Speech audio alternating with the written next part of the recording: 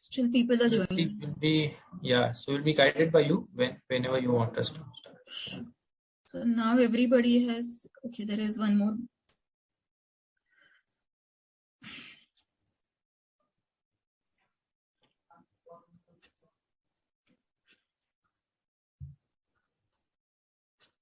Yeah. So shall we start?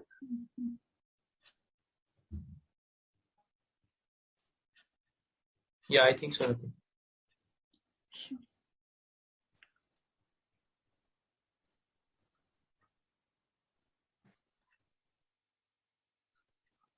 A very good afternoon to everybody. Thanks for joining this call. On behalf of Quantum Securities Private Limited, we welcome you all to the Q3FY22 post-result virtual analyst meet of Ugro Capital Limited. From the esteemed management team of Ugro Capital, we have Mr. Sachindra Nath, who is Executive Chairman and Managing Director of the company. Along with him, we have a larger team which includes Mr. Amit Mande, who is the Chief Revenue Officer, Mr. Anuj Pandey, who is the Chief Risk Officer, Mr. Amit Gupta, Chief Financial Officer, Mr. Rishabh Garg, Chief Technology Officer, Mr. Neeraj Shah, Chief Strategy Officer and Head of Investor Relations. Now, without further ado, I would like to hand over this call to Mr. Sachindra Nath, who will give us an overview of Ugro Capital's unique business model and Q3 FY22 performance, post which we would open the floor for Q&A. Thank you, and over to you, sir. Thank you, Rati. Sachin, sorry, just before we start, Rati will have to start recording the call. Okay, sure. This meeting is being recorded. Sachin, thank you, Rati. And thanks everyone for taking out time to listen to our investors presentation post our Q3 result. We would like to quickly present how we have fared in this quarter, but more so given the youngness of our company, we'd also like to present the unique business model driven by data analytics technology, our sectoral focus, and how the lending landscape of MSME financing is changing in India. And that's what we call ourselves, that we are catalyzing the future of credit access for MSME in India. This presentation is divided in 11 parts. Some of that is matter of detail, and I will skip that. But broadly, the executive summary is that who we are. The way you should think about us is that we are a combination of knowledge plus technology. Knowledge is our sectoral focus, and technology driven by data, which helps us to underwrite our customer and build a superior model. And simultaneously, what we think is the three core things which is required for a sustainable financial institution creation. We have embedded that at early stage of our company. Experienced management team, a very deep and strong corporate governance framework, and we are backed by a very large institutional capital. Moving forward, that's what we call what is our mission. So we intend to be a facilitator to solve the unsolved, which is the deep credit problem for MSME in India. And we have a method which we believe that we can play a small role in debottlenecking the credit problem and capture 1% market share of MSME lending by 2025. This is the way how we have evolved. This company, it has been an existing NBFC which was listed. The change of management and control happened in July of 18 when we raised significant amount of upfront capital of roughly around 958 odd crore. We took 8 months period of time to build our platform, technology, people, infrastructure, physical distribution. The first 3 months of the FY18-19, we did around 79 crore. We ran our business for 11.5 months until March 20 and did 861 crore, which was predominantly funded by our equity. Then the first shutdown of the COVID has happened. We used that time of COVID period to build further on our infrastructure, people capability and digitization. And other than the brief wave 2 disruption, since then we have been growing at a steady space. And as of December 21, we have a total asset base of 2,589 odd crores. This is the way how our disbursement trends have been. I'll explain you our multi-channel approach of how we service right from a 1 lakh rupee borrower customer to 3 crore of MSME financing. But all our channels have now come into full flow, and that is reflective in terms of our disbursement trend. So over a period of last 1 year from December 20, which was also period of pandemic, from 142 crore of monthly disbursement volume in December 21, we have reached to 414 crore of volume. Obviously, the month of January, there is again a disruption with respect to COVID. Fortunately, this disruption is not too much of threat to life, but business is still disrupted because first 20 days have been a difficult period wherein we have seen multiple slowdown in terms of operating parameters of small businesses, even large businesses. This is the way our asset under management trend have been. As I said, that we have now supported by large number of financial institutions, 50 plus. We'll explain that, and also a unique model of co-lending, and that has helped to and supported us to grow our asset under management of 2,589 crores. And we have publicly stated that by 2025 we would take 1% market share and 20,000 crore of AUM. But at a run rate where we are, we genuinely believe that we are on path of achieving that. And this is broadly, in an executive slide which summarizes where we are. It's a company with 959 crore of net worth, at asset base of 2,589 crore. We have seen cumulative disbursement of more than 4,689 crores. We are servicing across the country 16,500 plus customers. We have support of more than 50 plus lenders, a gross debt of 1,764 crores. We have in the month of December touched 1,000 people, become a 1,000 people company. We focus between secured and unsecured financing. A large portion of our business is secured financing businesses. And our physical infrastructure has grown, significantly. We are now present in 85 physical branches, and relatively our portfolio quality has, stood the test of time. Our gross NPA numbers also include an increment which has happened because of the change of the NPA recognition norm for NBFC as an industry, which has increased. Otherwise our NPA for the quarter would have remained the same what it was the previous quarter. But we were the first one to adopt the RBI new regulation on NPA norm and taken that into account. This is an executive summary on all the parameters, and this is available in public domain. But we have been growing almost on every parameter. Now it is our early investment into our people, infrastructure, and technology is playing out very well. On the bottom line performance, unlike many of our peer set which are unlisted and are early stage companies who burn cash for first few number of years, we have focused on building sustainable business driven by its own profitability, and that has been growing. In the current quarter, given the new wave of the COVID, we have become more cautious. There is roughly around 2.74 crore of additional provisioning, which is we call management overlay provisioning, which we have provided for, and that is reflective in our numbers. So on our steady state number are much higher than what is reported in the quarter. These are some of the operating metrics. Some of that I have, I've already spoken about. I think this company still have massive capacity on its equity capital base. We are still under levered. We have only 1.84x leverage. And also given the co-lending model, which we are building quite, expeditiously, actually we think that we are building a new form of business model wherein NBFC would become lending as a service. So continuing, of the capital base for our company would not be required as it is seen in the conventional NBFCs. I would quickly take you through that, how we think and what is our model and how the lending landscape is changing. I'll take only 2 minutes in terms of explaining to you what is happening to MSME financing space. This transition of collateral to cash flow have been happening in last 4 years, and now it is actually getting accelerated with every passing day. This is happening because of what we call the data stack around MSME financing, which we call the UPI Moment 2.0 or India Stack 2.0, wherein the lenders of the future would be able to underwrite the cash flow of an MSME financer at the point of origination itself. And that would help to disseminate the credit, reduce the distribution cost, and assess the customer far better than in the traditional approach of lending. This is also facilitated by the entire ecosystem of MSME now getting digitized. And you will get further supplemented when the entire OCEN network would come, wherein the entire ecosystem would get divided between lenders, borrower, and a middle layer, which is the loan service provider, which would be able to bring the customer with the unique data set on which the underwriting can be done. And we are the first implementer of OCEN in India. So the GEM Sahay, which is government marketplace, entire financing platform implementation design has been done by us. And that would eventually lead to 3 types of credit for MSME in India, what we call embedded credit, buy now, pay later, and flow-based credit. And obviously there are multiple new generation VC funded companies, and each one of them are trying to experiment in this.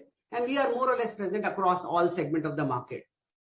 But how we do our business in the current scenario, first and foremost, our belief is that MSME financing in India is a non-homogeneous sector. 2 different type of MSMEs are not unique set, and that's why under lending companies, when they look at doctor, they just look at a doctor. They don't look at the underlying type of the doctor. So a dentist, an IVF clinic, an eye clinic, or a general practitioner are all different type of doctors having different type of cash flow. A K-12 school, an engineering school, and medical college are completely different. A specialty chemical company versus a chemical trading shop are 2 different type of business. And that's what we call is non-homogeneous sector. And we in 2019 tried to bring homogeneity, find the homogeneous nature of the sectors and focus on that. So along with Crisil, we did this analysis of 180 sector, drilled it down to 20 and selected 8 sectors. Ugro operate in this defined 8 sector and micro enterprises as a sector neutral approach and a cluster focused approach. And within these 8 sectors, we focus on 100 plus sectors. Idea is that to build an IP or a knowledge base over next 5 to 7 years, wherein on ground a customer is completely differentiated when the loan is being provided. And these sectors have certain characteristics which we rely upon. And actually pandemic proved that our approach actually works far superior than a generalized lender. And this, when we look at sector and then we designed our underwriting is driven on 2 foot. One, first and foremost, we are among those very unique companies which rely on data to give the first approval to our customer. And then we rely on a defined templated underwriting platform for every subsector. So for hundreds of our subsector, we have an operating parameter analysis which the underwriter has to assess and provide a weightage, and that converts into an underwritable score. But more so, we rely on what we call our data tripod. So historically, if you go to an SME and ask what's his revenue, answer would be not known. If you ask what's his expense, answer would be not known. And what is the behavior? Very difficult to assess. We have moved 95% of our underwriting on the data tripod of what we call the GST banking and bureau. And we believe that this approach of underwriting and filtering the customer can take MSME financing in India near to consumer financing level. And today, our data tripod underwriting approach is accepted by 4 of the largest banks in the country. State Bank of India, Central Bank, Bank of Baroda, and IDBI, wherein they are co-lending with us on this approach of underwriting. And this converts into a score. This score has ability to categorize our customer in 5 bands, view the future forecast of the cash flow, and evaluate and say what level of underwriting intervention is required for every customer. In terms of how we are reaching the customer in distribution, we have 4 channels of distribution because we want to build scale and we want to service all format of customers. Right from a 1 lakh rupees of an unsecured small trading customer to a small manufacturing unit. And that's why our channels are divided in 4 parts. What we call the branch-led channel, the ecosystem, the partnership and alliances, which is the largest co-lending platform now in India, and direct digital channel. Our branch-led channel actually services 2 types of customer, prime customer and micro enterprises customer. The prime customer is serviced depending upon which score band or the rating band they belong to and what type of cash flow and collateral we are analyzing. And we have today, because of our co-lending module, have ability to service a Pratham customer, which is our own characterization or nomenclature, which is a CMR 1 to 5 customer, less than 9% price band, but has the cash flow which is prime and reported and collateral which is really prime. I call it, a Worli property versus a Borivali property. And a Sati customer in our prime channel, which is a customer which is a Borivali customer, but have an assessed cash flow. This channel is supported by now 900 plus intermediaries who come on our Grow Plus platform and get sanctioned in 60 minutes time before it moves to the underwriter intervention. And our second part of our branch-led channel is micro enterprises, which is a tier 2, tier 3 physical infrastructure branch network, wherein we are expanding to almost 280 odd locations. We are already live in 80 odd locations. This channel contributes 70% of our business today. Second portion of our business is supply chain financing. As I said that movement of collateral to cash flow is happening through supply chain led financing. And there we focus our data driven underwriting parameter allows us to partner with different set of anchors and finance their vendor ecosystem and purchase ecosystem. We have now large base of anchors and large base of fintech who are integrated on our platform, and we are building this as a very unique financing platform for supply chain. And second portion of our ecosystem is what we call the machine financing business. Generally, the lenders, traditional lenders in India, don't understand the productive asset financing. A productive asset is a small manufacturer which is buying a CNC machine, which is critical for his manufacturing and has ability. The machine itself has a value. Our underwriting remaining the same. OEM supporting us in terms of taking over the machine and refurbishing in case of a default is a very unique proposition for a market. In India, we have only 1 or 2 lenders which does that, and we are growing this as a channel for ourselves. And last but not least, there is a platform. Our view is that NBFCs, fintech, market aggregators would largely play the role of access to the customers, and the liability side would be funneled by big banks. Our Grow Exchange platform today has on the liability side 5 of the largest banks who are co-lending on our originated asset on one side. On the other side, we have roughly around 29 plus small NBFC and fintech ecosystem with whom we do the co-lending. Our eventual play is that a large bank should be able to do a co-lending with a small, with a partner NBFC of ours and provide co-lending through our tech platform, and we earn a fee on that. So this would become a very large, some of the people now, this is a company in itself, but for us, this is a channel. And last but not least, in few months time, we will launch our complete digital platform, and we'll, I think by next quarter result, we will showcase what we are doing over there. Some of this is all about our technology. This is all in public domain. Happy to answer question. I think so in terms of one of the critical questions which a lot of people, bank versus us, is that banks have perpetual source of financing. Because when you go and deposit savings money in a bank account, you don't ask where the money is being lent. Versus when it comes to an NBFC, the financing is wholesale. Every lender of ours have a view of what we lend, and that's why we believe that the governance and the size of capital play a very critical role. We have been fortunate that we were backed by a large institutional capital base. 4 large private equity investors who manage $38 billion plus in Asia are large contributors of our capital. Management has a meaningful stake in the growth of the company, and then our liability is designed lending as a service. So obviously today we are borrowing on our balance sheet, but eventually our play is to move this to a co-lending model. Every origination engine through which we are originating asset, there should be a bank which should participate up to 80% of the loan. As some of you might know that RBI and the government has been focusing on co-lending as a mainline liability engine for the NBFCs in India. And now it is coming to fruition. I have publicly said that this year, FY22 to 23, 50,000 crore worth of MSME financing would happen through co-lending model. And last but not least, given that 100% of our assets are priority sector, we are attractive for mainline banks to buy our asset on assignment basis, and that's also a tool we use. And within the lending universe, our strategy is to have a diversified lender base, establish and build our name among the lenders, and over a period of time is scale that. We divide our lending universe in 4 parts. Public sector banks, majority of them are with us now. Private sector bank, majority of them are with us now. Small finance bank, large NBFC, DFI. So last December quarter, we did our first impact financing trade with responsibility. 138 crore of financing came from them. And other capital market instruments. So multiple issuance of NCDs, MLDs, we have done with private wealth player and directly to the market. And we have seen that over a period of time, our cost of borrowing has been gradually going down. But given the size and the vintage we are, I think so we are more focused on creating capacity versus optimizing the cost of borrowing, because we think we have a unique asset mix wherein we can afford this level of cost of borrowing as well. And last but not least, I think so, as I said, we are market leader. We are the first co-lending partner to Bank of Baroda. We are first co-lending partner to SBI. We are first co-lending partner to IDBI. And we are third co-lending partner to Central Bank. But even for them, we are first co-lending partner for MSME financing. Generally, there is a skepticism that co-lending actually is only on piece of paper. I must tell you, if you look at our financial result, there is a portion of asset which has now gone in co-lending. I must agree that operationally it is hassling.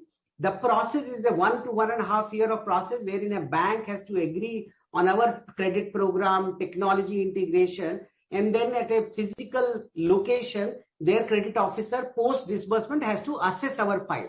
But it is just matter of time. The interplay of technology, digitization, and robust process will funnel very large capital to NBFC like us.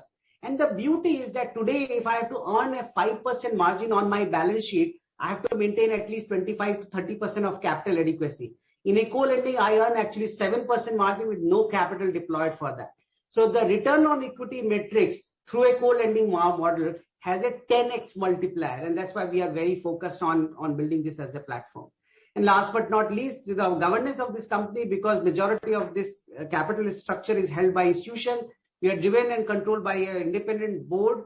The company can, any shareholder which is more than 10% of our net worth, has a board seat. We cannot lend more than 1% of our net worth. So I think our governance framework is equal, if not better, to any bank or financial institution in India. And this is the set of our board of directors, set of people who come from background of very diversified financial services industry, and they continue to supervise and operate from a board perspective. These are 3 nominees of our shareholder. And management team, our focus has been to build management team, not at only the L1 level, the first layer, but also invest heavily in our entire, breadth of our management team. So the team which is here and present for answering your question, so come from a very deep, diversified experience background, but more so we have invested heavily into our layering of our organization. Our asset head, which is Mr. Amit Pandey, who is on the call, is supported by at least 8 business heads. Our chief risk officer is supported by 3 chief credit officer. Data analytics team is headed by 3 sets of people, finance, treasury, legal. So company of our vintage and size normally does not have this kind of management bandwidth which we have built for ourselves.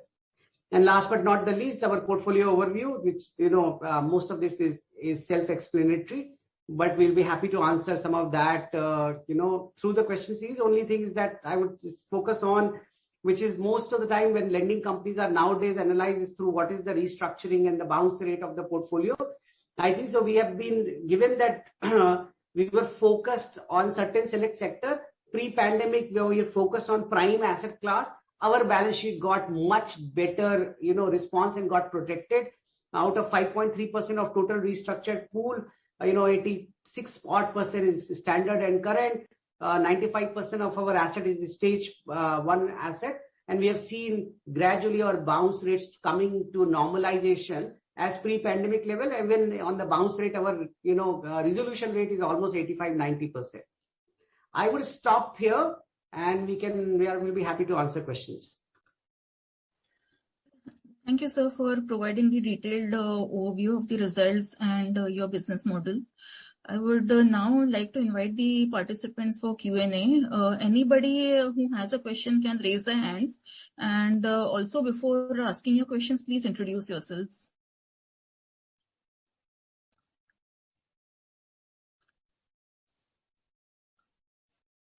Anybody has a question? Yes, ma'am. This is Manish Agarwal. Yes. This is Manish Agarwal from Edison Group. Ma'am, I have a couple of questions. Number one, ma'am, what is the kind of growth rate are we expecting in next 3 financial year? That is my question number 1. And my question number 2 is, management is planning to increase AUM to 20,000, out of which management said last time that around 50 to 60% will be an off-balance sheet item. So you mean to say that company's own deployment will be around 10,000 crore with leveraging of maximum 3.8 times. So our own net worth, which we will be requiring, will be 2,100 crore approximately. And our current net worth is 950 crores. So from where will the balance amount be financed? Any view on that? That is my second question. And my third question is, what are the kind of benefits which we are giving for the co-lending part, what we are giving to the banks especially, which banks and other fintechs company can't do it themselves? Because now if we look at many of the management of banks, they say that they want to increase their branches to rural areas and other MSME sectors. So even if they want to expand, then what kind of additional facility or are we providing to banks so that they will be with us for a long period of time? So, Yes. Manish, if I can summarize your question in three. First is you said what would be the growth rate. Second Yeah. question is that how the incremental capital required from the company would come from. Third, why Yes. bank should continue doing co-lending. I would Exactly. request Amit Gupta and Amit Mande. Mr. Gupta can take up the question of capital, and Mr. Mande can take up the question of growth rate and why banks would work with us.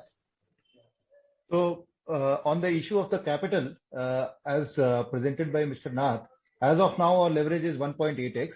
So immediately we don't really require to raise capital. But over a period of time, clearly, as you have rightly pointed out, this kind of a leverage of 3.8x, where our on-balance sheet asset is 10,000 crores, we would be requiring a equity capital of 2,100 crores. So it's very clear that we would need to raise additional equity capital. Clearly, what we are trying to say, even sitting today, we do not have that kind of a desperation to raise equity capital. We have the time in our hand to raise that capital. Obviously, we would be going out and raising this capital to ensure that we have the right equity capital to be at that leverage level of 3.8x. So to answer your question, this would be done over a period of time. That period won't be short term; it would be done in the medium term. So we would be raising additional equity capital. Just to add to, Manish ji, just to add to what Amit Gupta said, I think the way to think about net worth is two. One is coming an external equity infusion, and second is the internal accruals, right? There is an ROA guidance that has been given to you for 2025. Obviously, the guidance for 2025 will sequentially achieved over the next 3 years. What you can potentially do is, from the net worth that you have arrived, you can minus the internal accruals, and the remaining balance is something that potentially will look at an equity. Of course, you will not get the precise number, but you will get a roundabout number of a primary infusion that we expect over the next 2 years time period. Okay, so there are chances of equity infusion in next 2 years. Absolutely. Yes. Okay. I don't know whether Amit Mande is on the call or not. Amit Mande is not on the call. I'll let you answer the pulled in by the bank. Yeah. I'll let you answer the growth question today, sir. So as you have seen that we are projecting the total AUM build out of 20,000 odd crore. Our December exit run rate was 400 plus crores per month. Yes. And I will try to elaborate, large portions. This company is still in infra build mode. So our headcount have increased from 300 people to now 1,000 plus people. Our physical infrastructure micro enterprises branches have grown from 25 to now 89 people. And normally some of this becomes productive over a period of 9 to 12 month period of time. So first and foremost, your profitability which is being shown. See, we are business builder. We build these businesses for a long period of time. And we expect investors to also recognize that this business is not as of point of today, but it's for future. So large portion of our infrastructure would pay off in next, multiple quarters which would come. And that's why we are saying that you should expect our AUM to double or beyond every year by 2025. And I think so after that we'll have a normalized growth curve. So that's where we are today. So I've tried answering the question of, which has come on the chat, that why it is not showing on the PAT. We are incrementally improving our PAT, but we are just not focused on just PAT itself because we are simultaneously calibrating the investment into the business. I think so large portion of our investment has now been done, and over the next 2-3 quarters, we will ensure that investment pays off better. But for a market which is high growth market, wherein all of the early effort of high intensive investment which we have done in data analytics, technology, sectoral focus, senior management team would not get realized unless we support that by other infrastructure, distribution technology and liability infrastructure. Okay, we'll go take next question. Sachin, there is a question from Pramod. How much so why 3 directors have resigned? So maybe you want to answer that first because. So in India, actually, there is a RBI regulation. RBI regulation master circular on loans and advances have for a very long period of time have a restriction. The restriction does not only apply to NBFC, but for any company which has a director who is on the board of the bank. Every bank in the country, banks cannot lend to that NBFC unless the board of the bank approves that loan. To give an example, out of our 3 directors, so first and foremost, to eliminate this challenge of Ugro sanction going to the boards of the bank, this was considered. This was we have been discussing this for 6 months period of time, and finally yesterday 3 of our directors said that they had the compulsion, they could not leave the board of the bank, but they said it is not fair on Ugro to suffer from this, and that's why jointly we identified 2 very senior people. One is an ex-LIC chairman, another is an ex-Indian Overseas Bank chairman, and they stepped down and these 2 people came in. But just to elaborate the problem, Mr. N.K. Mani, who was on the board of Capital Small Finance Bank, which is a small SFB in Jalandhar, term loan sanction from State Bank of India had to go through the board of State Bank of India. Now there is no problem with that, except that the board of State Bank of India considers large sanction and large proposal, 5,000 crore and plus, versus we are a young NBFC and whose proposal has to go to and get approved by State Bank of India takes X number of months. So given the rate of growth and the liability which we have to raise, board decided to request the 3 board members to choose between Ugro or the banks, and in their judgment and their own set of preferences, they said it would be fair for Ugro to adopt 3 new board members. So 2 of them we have already adopted yesterday, and there is a search which is on by our nomination and remuneration committee. So a female board member would be inducted soon. Okay. Maybe Akash has been on mute, hand raised mode, so maybe you can unmute Akash chair if possible. Okay. Yeah, Akash, you can please unmute. Okay, I have to.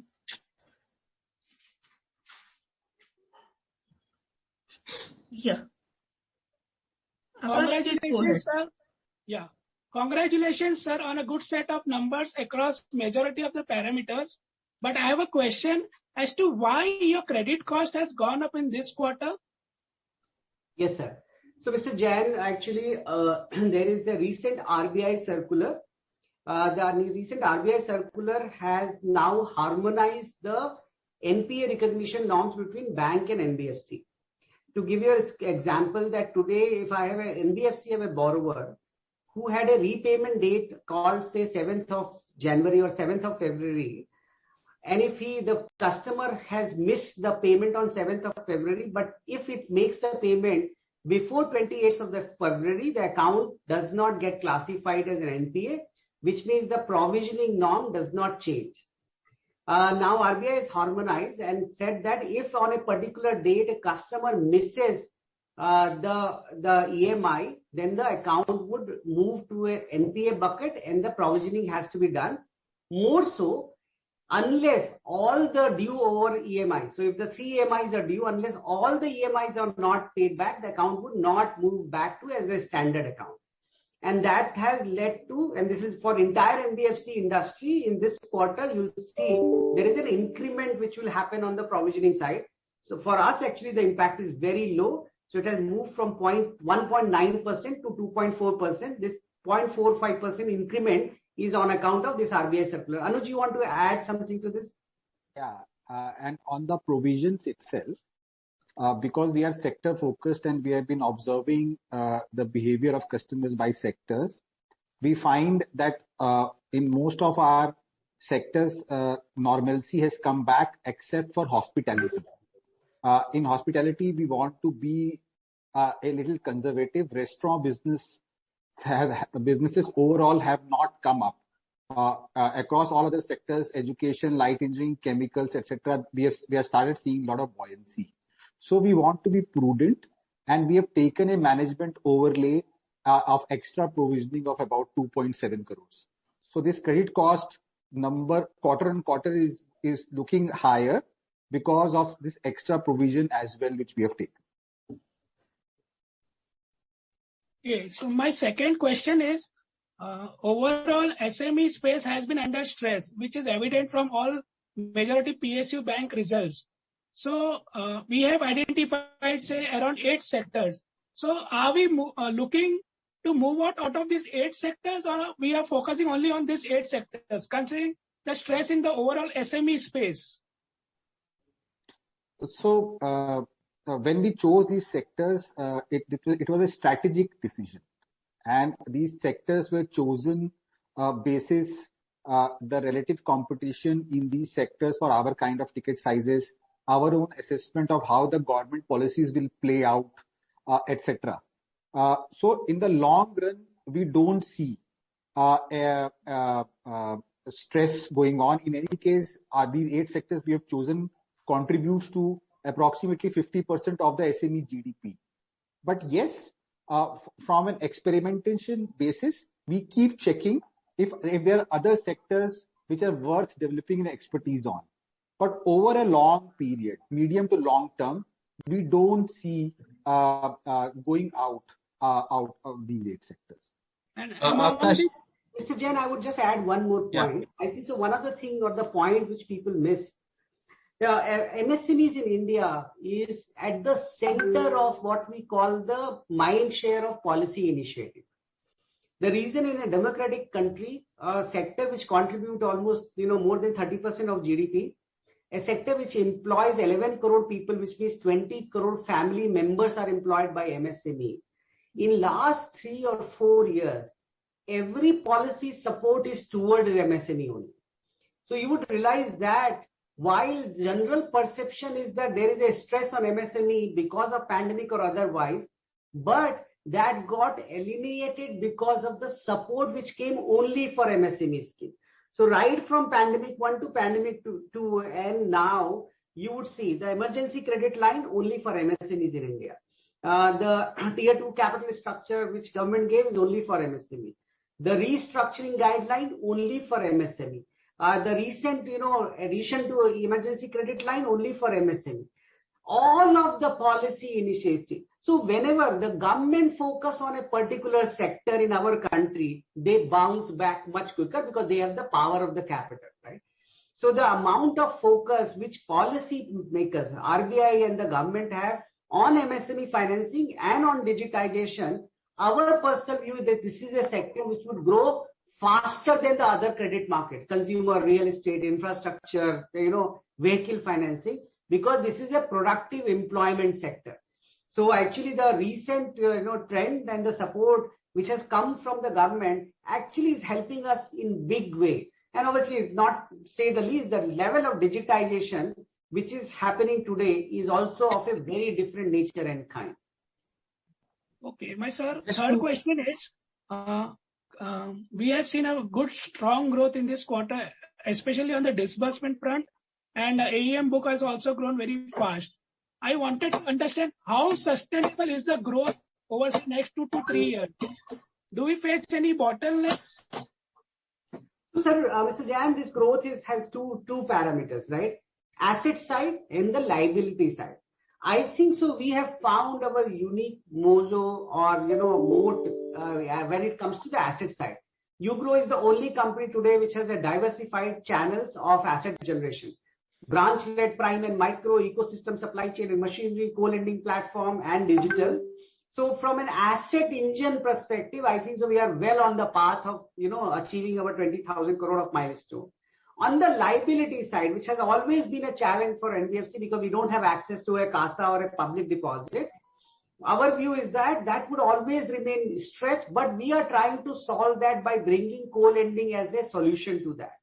Because banks are flush with liquidity and they have the capacity to provide end financing to the customer. I think one of the questions you or somebody else, I think you only asked that why these banks would continue with us. First and foremost, sir, it is about banks can also do the same jobs. There is, we cannot match SBI distribution. But where we are superior is our data analytics capability, method of underwriting, access to customer, being able to originate, support, service, disburse and collect. And banks, vis-a-vis their cost of operation versus our cost of operation, always find it beneficial to partner with us.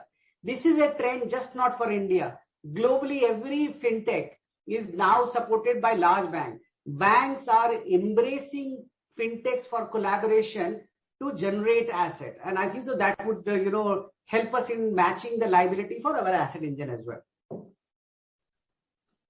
Sir, one last question. Akash, just request to please wait in the queue because there are, I think, people who, wanting to ask. There are multiple chat. We'll take up your question. Mrs. Jain, we can come back to you, please. Yeah. Actually, there has been Mr. Noob Sotwala who has been in queue for a long time. Yes, please go ahead. Hi, good evening. Firstly, congratulations on the disbursements. What I wanted to know is, it's a follow-up to the directed question. So you talked about how the board of the co-lending bank has to convene every time you need to raise funds, right? Except the people who resign, the directors who resigned, are on the boards of small finance banks. So what is firstly, what is the quantum of funds we are raising from these banks? And also, would it just make more sense to go and instead raise from PSB? Sorry, sir. Mr. Sotwala, let me clarify. So if I have a director who's on my board and the same director is on the board of a bank, from that bank we cannot borrow. That is prohibited. But the restriction is also for every bank in the country. So if I have a director who's on the board of Ugro and he's director on SFB, this restriction applies to even State Bank of India, which means that it is not a restriction for that particular bank. It is a restriction for the entire banking industry. All right, that makes more sense. Thank you so much. I think Surbhi has been in the queue for a long time. Maybe Surbhi, you can go ahead. I'll just unmute her. Yeah. Hello, am I audible? Yes, Surbhi, please go ahead. Okay. Sir, my question is, can you please tell us your adjusted book value? What is your adjusted book value? Adjusted for what, Surbhi? Adjusted book value. No, but adjusted for what? Okay, so I'll get back on that. Another question is that, can you tell us your NIM, net interest margin? Surbhi, it's all in our presentation, so if you don't mind, you can refer there. Okay, Okay, sir, and return on assets? So NIM is about 7.6%. Okay. Return on asset will be very, very low considering that we are in the build out phase. Okay. Okay, sir. That was all from my side. Thank you. Yeah, so we would definitely request you to go through our detailed investor presentation. All the metrics are very well defined there. Okay, sir. I'll do that. Thank you very much. I think, Sachin, we should take questions from the chat box. So first was from Mr. Tulsi Badrinath. Please, can you tell us about your experience with co-lending with SBI? Will the contract be renewed in March? Sir, I don't know where this question from renewal of the March. We have just signed the contract. These contracts are perpetual by nature. They're not driven by time, but they are driven by an asset size. So we are not, we are not disclosing, but in public domain you can find out what is the size of our contract. Our experience with SBI, that we will go operationalize this in the month of February itself. SBI, we have been the first co-lending partner of SBI in November 19 when the first circular of RBI came, and we have now signed around 2 months back. And there has been a deep engagement. Our program, which is Sanjeevani, both secured and unsecured, has been approved by the board of SBI. So obviously, it has taken a little bit of time, almost now 7-8 months we have engaged. But now we think that starting February, in the next 2 quarters, a significant volume of business would happen with them. We are in the process of, integrating the technology and operational process. Next question is, how much lending has been done on co-lending program? Okay. So as we said, that most of our co-lending program are recent, because we have been doing at this path for almost now 7 and 8 months.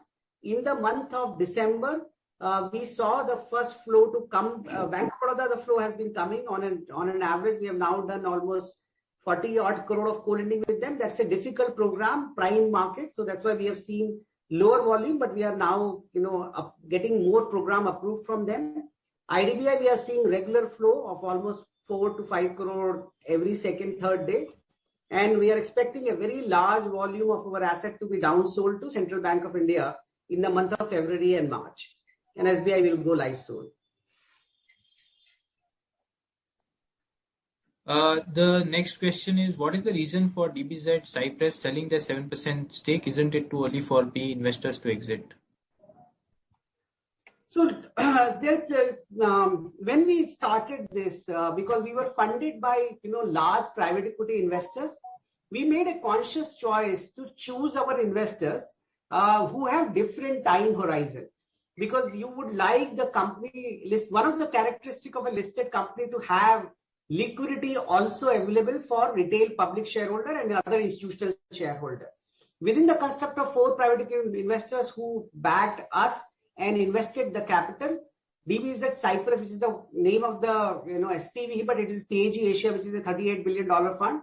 This fund had the less life, and we chose them and preferred them over many other investors at that time because they were willing to provide early liquidity to the market. So when we felt that the company has reached to a size, they stepped down from our board and then gradually started providing liquidity to the market. They continue to be a big backer of us, but I would say that they are making a sacrifice of sacrificing their long-term return, but allowing others to enjoy the return which can come from this company. Okay. Then I think, what is the status of co-lending agreements with 9 incremental banks? I think somewhere in your public discussion you had talked about the 9 banks, 9 banks, and we see that we are talking to. I mean, what has been the progress? Some guidance on that, Sachin.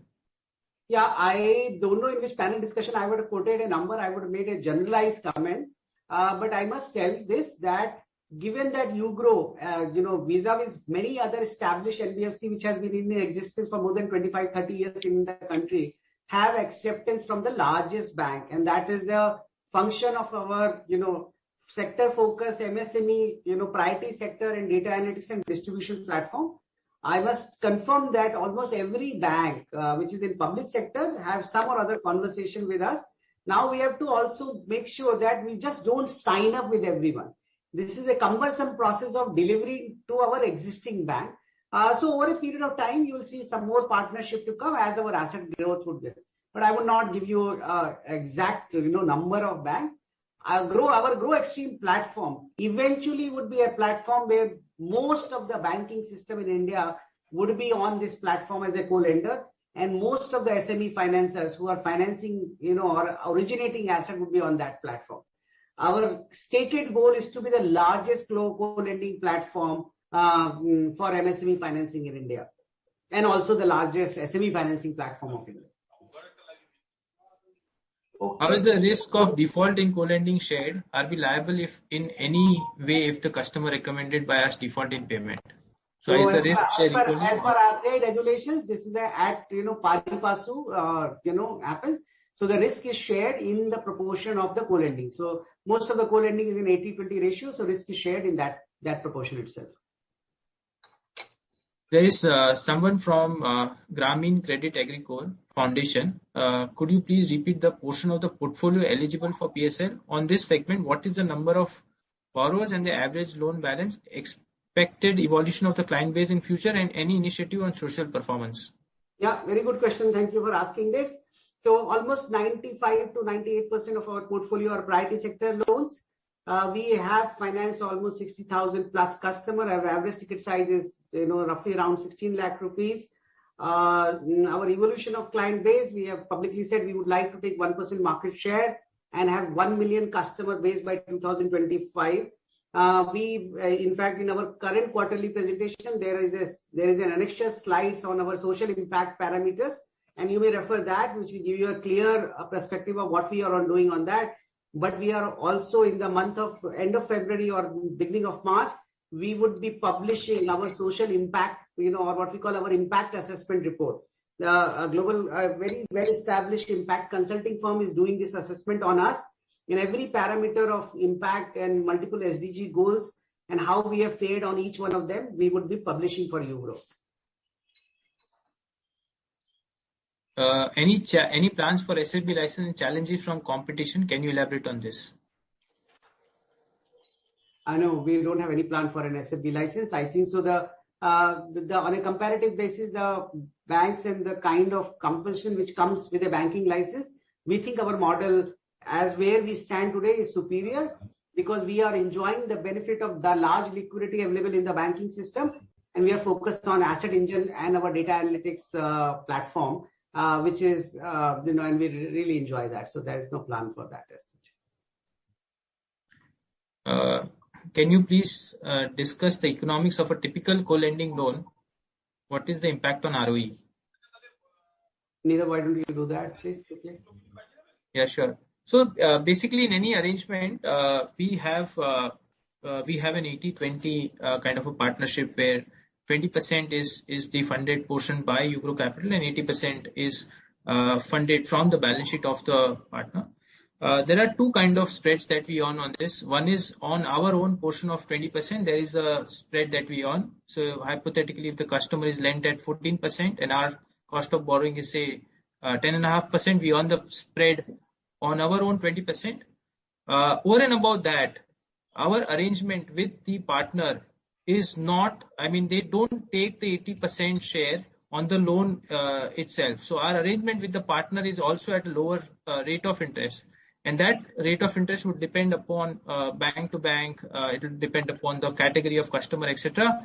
So on the 80% of the loan, we earn the spread there again. So if the arrangement with the co-lending partner is at 10.5% and our lending rate is 14% there again, we actually earn a spread of 3.5% on their 80% as well. So the ROE is actually a multiplier of what we lend. So this is, I think, will answer. The exact ROE impact will not be able to give as a commentary at the moment because it will depend upon the bank to bank, the product to product, and the kind of customer segment that we operate in. No, yeah, but simple math is, sir, if I have 100 rupees of loan book, regulatorily I require to have at least 15 rupees of capital, and I earn 5 rupees margin, which is my NIM, on my basis my 15 rupees of capital. In co-lending, I can take the book to 500, and 80% of that would be in the balance sheet of the bank, which means only 100 rupees still remain on my book, which is my equity, which is again 15% equity.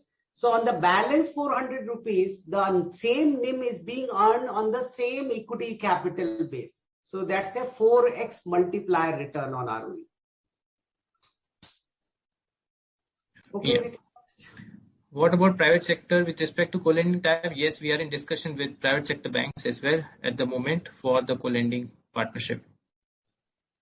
There's a question, since your corporate governance is almost like a template in corporate governance India, why don't you share the code of conduct? Our corporate governance code has been converted into our article of association. Our article of association is a public document. Anyone can go and take our article of association. So it's a public document. There is the main summary of our corporate governance code always comes as a slide in our presentation. But if anyone would like to have our article of association, that is available from MCA or from us at any point of time. Yeah. We have one more hand raised. I can't read the name on. Yeah, the name is not. You can just unmute them. Okay. Non-fungible, I think that's the name. Yeah.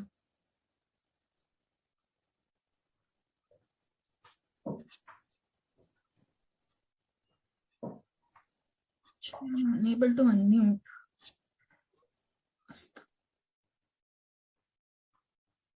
Okay.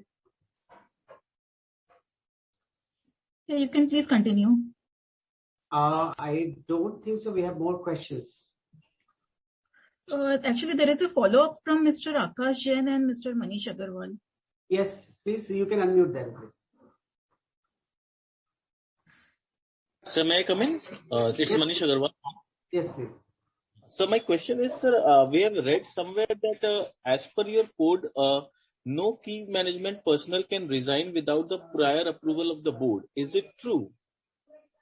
So our CFO and CRO cannot be terminated without the approval of the audit committee chairman and risk committee chairman, both who being the independent directors, as per our article of association. Okay, they cannot be terminated, but can they resign themselves? Sir, we are a free country. How can we hold somebody? Contractually, we cannot, make people to work without their, free will, right? Exactly, that is true. Okay, so one more question, sir. The reason why it has been done, we have seen in financial services industry and with respect to few banks, senior management forcing, the risk had to take, riskier call because there is a relationship or an alignment with management have with certain set of customer and borrower. So in order to protect the franchise, the risk head has been given a protection in our article, which has now become an RBI norm. So even the RBI now in the scale-based regulation has said the chief risk officer would have access to the risk committee and will, every quarter can meet the risk committee independently. We implemented that prior to even RBI saying that. Okay. That's really nice. So my one more question, sir. So my question is that recently we see that due to invent of artificial intelligence and digital platforms, MSME sectors are facing a lot of disruption. Like small businessmen especially are facing some kind of disruptions in their business. Like most of the retail shops which we go, like they are facing disruption due to grocers coming in and big basket coming in. They are facing a lot of problem in their business. Like जिसको हम लोग बोलते हैं छोटे दुकानदार या किराना shops and this small MSME lenders. So how do you maintain the growth looking forward? Like, Anuj, you want to say? So our focus is micro, small, and medium enterprises. Traders are small part of that, but there are other facets also. So if you look at our sectors, 3 of them are more service oriented, 5 of them are mixed. And all of those sectors will have smaller micro traders as well. Now, it is a question of how the environment has evolved, and more people who adapt and adopt to new ways of doing business, the more successful they would be. A good example would be pandemic. We have hospitality as a sector, and we have funded lot of restaurants. Now, during pandemic, lot of restaurants successfully migrated to online services. Those have done well. Some of them who couldn't migrate have faced stress. This is true for any kind of business in any kind of environment. If they fail to adapt to the changing environment, their success is not guaranteed. So broadly speaking, across our sectors, on this is true for manufacturing as well. A lot of manufacturers where production has got automated, their OPEX has come down. Overall, their profitability has gone up. But a lot of manufacturers where it is still labor intensive, they continue to face that problem. So this is something which we are all aware of. I mean, just to tell you, now we have developed programs specifically to attract aggregators and their suppliers and their buyers in a digital way. So we are looking at this as an opportunity to grow our business. But the fact remains that artificial intelligence and machine learning is the way to future. Businesses which will be able to adopt will survive, others will find it difficult.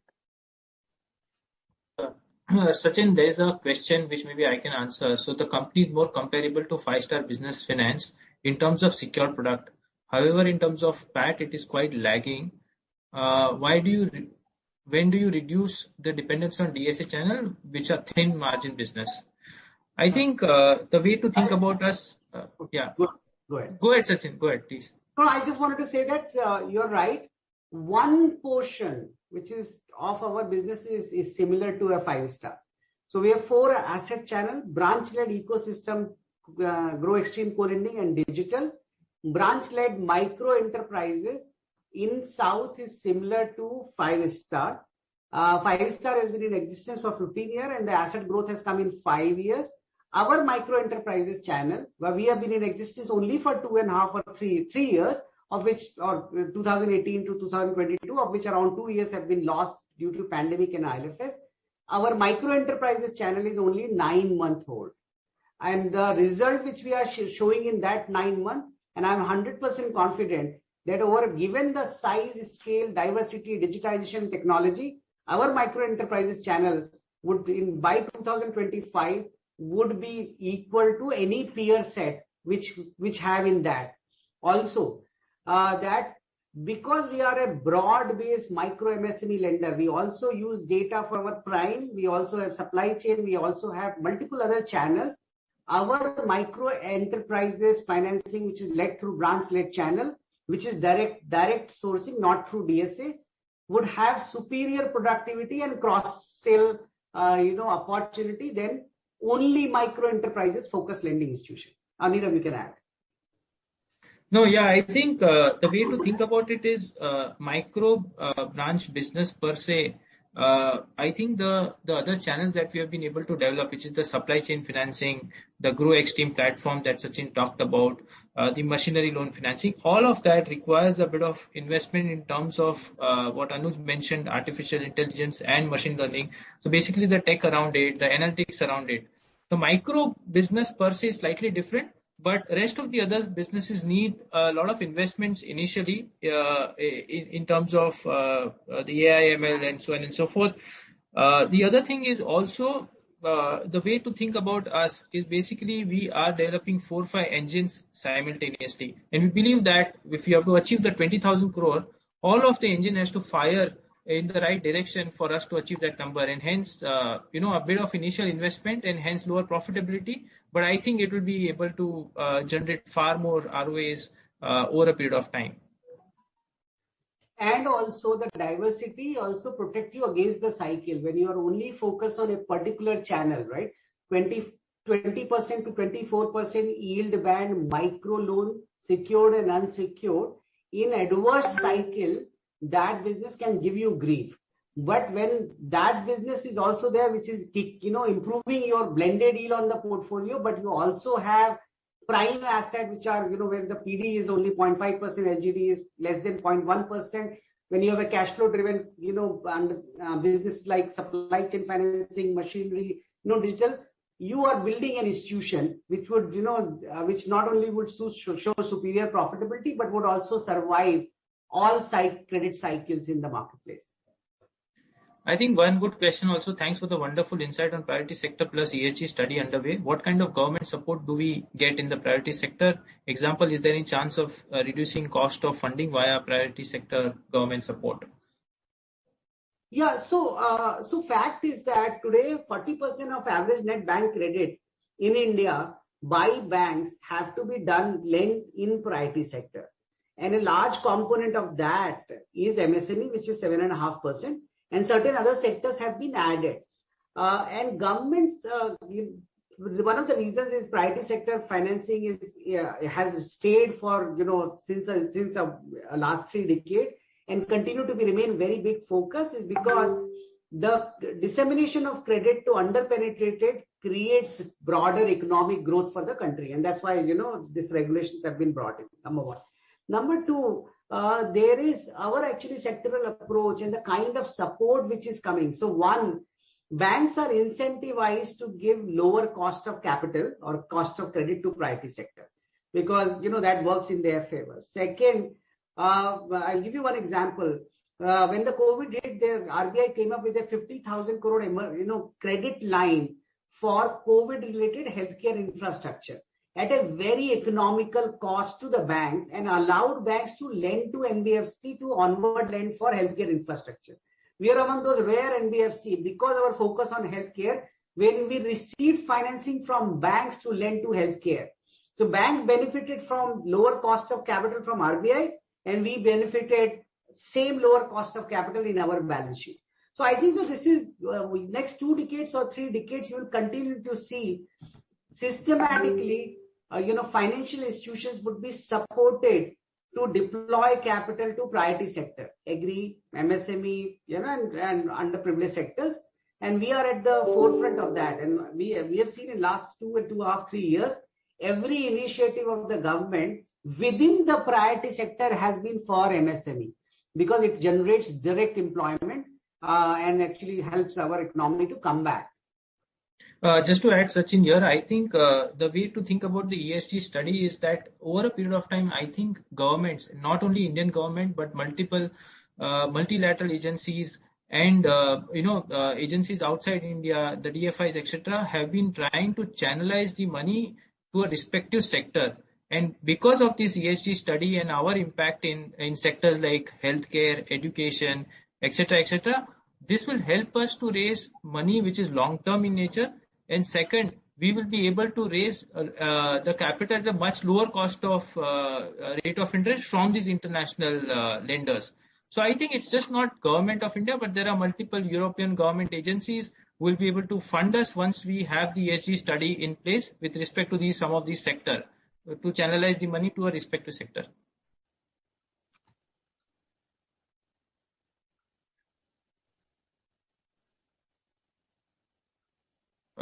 One second.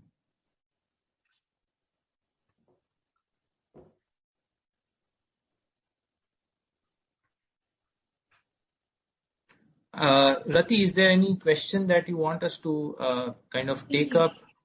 Yeah, I mean, you can just read out the question directly. We can take another 1 or 2 questions. Mr. Akash Jain, he is in queue, so we can take his follow-up. Yeah, please do that. Yeah, sir, I had a question on your unsecured book. Can you give some color on that book? And are we facing any stress or any kind of restructuring that has been done in that book?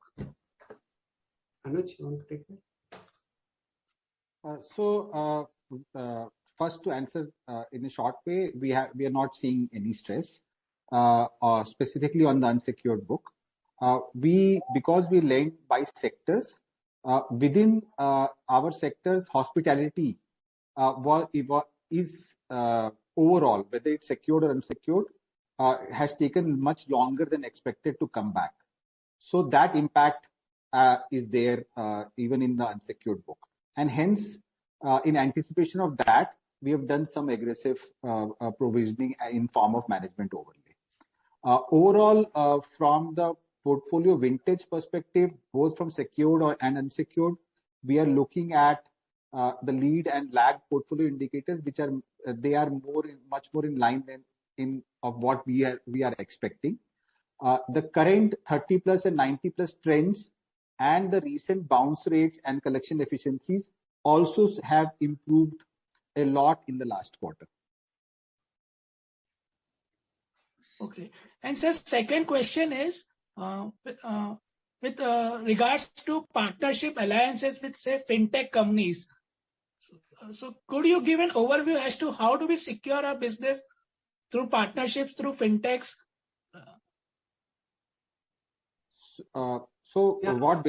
Basically the model is that when we choose a partner who is a sourcing partner for us, we look at the historical performance of that partner through its portfolio performance, its business model, and its target segment. Then we arrive at a common lending policy with them. And then once that is arrived, looking at the portfolio performance and the nature of target segment, then we agree and start the co-lending business. This arrangement is also fortified with a credit enhancement from the partner typically. And this is a function of the historical portfolio performance of that partner. So typically, this kind of credit enhancement is in form of an FLDG between 5% to 15% as a function of how the historical portfolio has performed. So from our safeguarding perspective, which you're saying, we are quite safeguarded. Okay, and sir, my final question is, in this co-lending arrangement with PSU banks, do they have a second say in selection of a lending criteria? Since we are having a superior framework for selection of an asset. If you look at the way we have done co-lending with PSU banks, we have relied on the second circular on co-lending, which is co-lending akin assignment. And there, broadly the process is that there also we agree after a thorough due diligence of PSU banks on a common lending program which gets approved at their board level. Once that program is approved, then the sourcing happens only as per that policy. We go ahead, approve and disburse the loan, and post that disbursal, assign 80% of that to the partner bank. Even then, they have a choice or not to take it. Practically speaking, they have to do hindsighting of whether the agreed policy has been applied or not, but they have freedom to select or reject the case. Okay. Thank you, sir. All the best. That is all from my side. I think, Sachin, we should take up the last question here now. Yeah, so, which is very interesting. Yeah, sorry. Which one you were saying?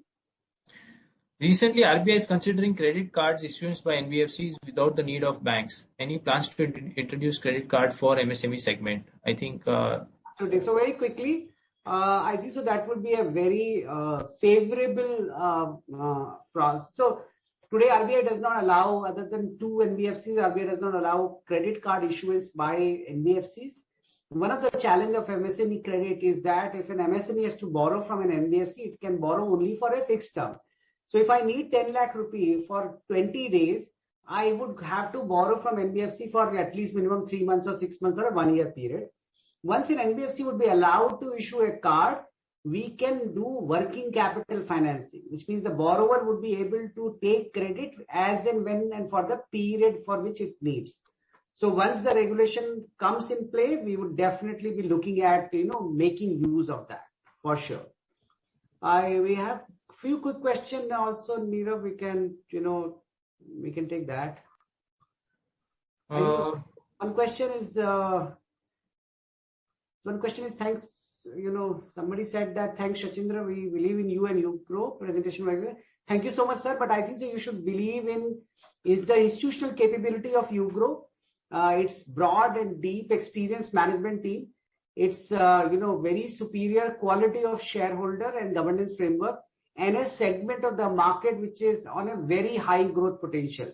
So I think it is beyond just me. It is we are making of an institution, and you should have believe in that. I think we have answered almost everything now. There are certain factual questions. Sachin, we will try and answer that through an email. Like, for example, there's one question on other income. There's one question